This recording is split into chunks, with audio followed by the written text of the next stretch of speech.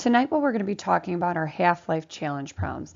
And where these problems occur is when you have a time that's a little bit more than, let's say, one half-life, but not quite two half-lives. So when your half-lives aren't complete, so it's not exactly at one half-life or two half-lives or three half-lives or four half-lives, it's somewhere in between. So let's say 2.5 half-lives. So this equation that we're going to be using is perfect for those types of situations. And my guess is that you guys are going to try to use these formulas from now on because they 100% always work, whereas the charts that we're filling out only work if your half-lives are complete half-lives.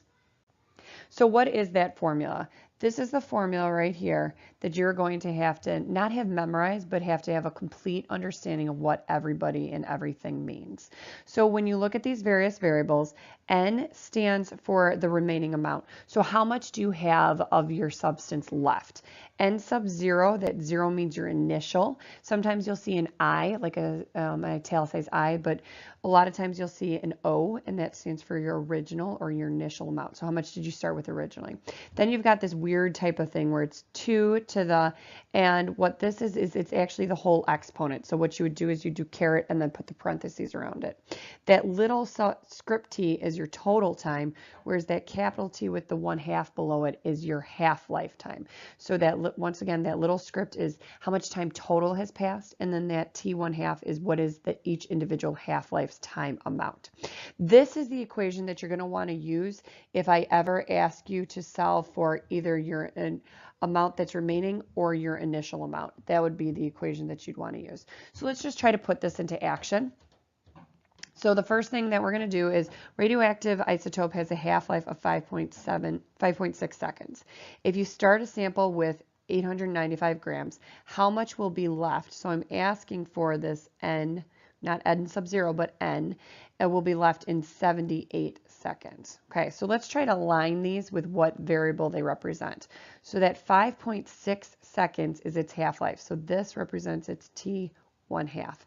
If you start with a sample of 895 grams, that would be your N sub 0. How much did you start with? How much, which is that N, would be left in 78 seconds. So this is your T, or your total time. So now I'm just going to plug into the equation. And we have N, which is my unknown, which I'm going to be solving for in this case. So N equals N sub 0, which is 895, times 2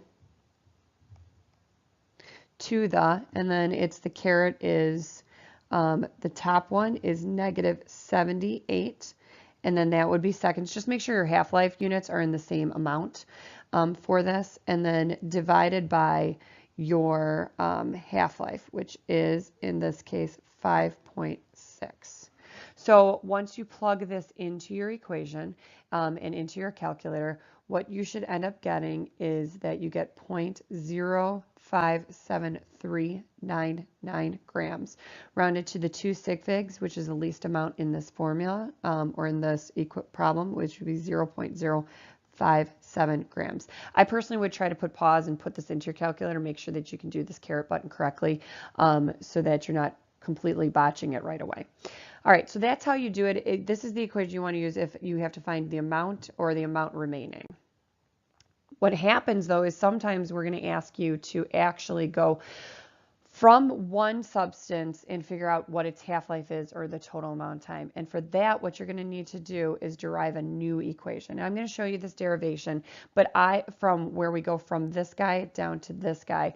But in essence, really, I'm going to give you this formula in the end. So you just need to understand that you use this formula if I ask for you to solve for T, or your total time, or your half-life.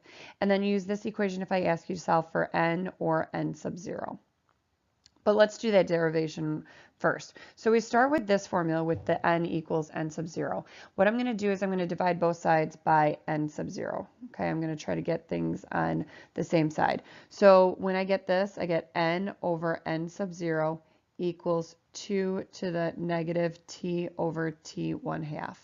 What we're going to do now is we're going to take the natural log, and they're totally going to go into this in math, what the natural log or the log base 10 or any log will do. But all you need to do is find this LN button on your calculator, and what it does is it actually takes your exponent out of the exponent form, and it makes it so you can actually solve for it. So when I take the natural log of this, what it does is it takes the natural log of n sub 0. And then when I do this natural log, it's going to take that exponent of negative t and it's going to bring it out in front of that 2, and you type, and it goes to that guy. Really weird, and they will definitely go over that when I take the natural log of both sides, what happens in math class. But right now, all you really need to understand is that this formula up here can be derived into that formula. And once again, this is the formula used to solve for t or t1/2, and this is the formula you're going to use to solve for n or n sub 0. So now let's try to do one of these natural log equation ones. So you're observing a mystery radioactive substance at 4 p.m., so that's some sort of time unit. There are 2.5 grams, and at 9 p.m. there's 1.7 grams. What is its half-life? So in this case, I'm asking you to solve for t1/2. So the first thing that I want to do is I have to figure out which equation I'm going to do. And because I ask you to solve for t1/2, I'm going to be using this formula right here. So let's start trying to plug into parts of the equation that we know. So I know I'm going to take the natural log, and you're going to press that LN button on your calculator. And then when it pops up those parentheses, you're going to make sure you put your n and then over your n sub 0. So in this case, I know I end with 1.7 grams, and I know I started with, which is my n sub 0, is 2.5 grams. Okay, you don't need to really write the grams, just make sure that they're in the same unit.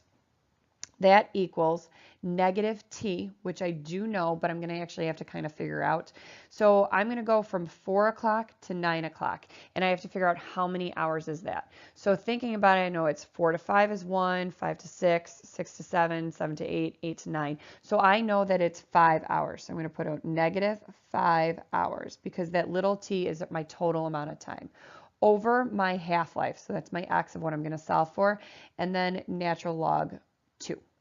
Okay, so let's try to solve this so that we can plug it into our calculator. So I'm going to multiply both sides by x, and by doing that, I'm going to get x out of that denominator. So I've got x natural log 1.7 over 2.5 equals negative 5 natural log 2. Now I'm going to divide both sides by the natural log of 1.7 over 2.5. So I'm going to divide by natural log of 1.7 over 2.5. That cancels that. And then natural log of 1.7 over 2.5. Make sure you use your parentheses. And when you do this, what you want to do is you put into your calculator and you get x equals 8.986 hours, which rounded equals 9.0 hours to the 2 sig figs.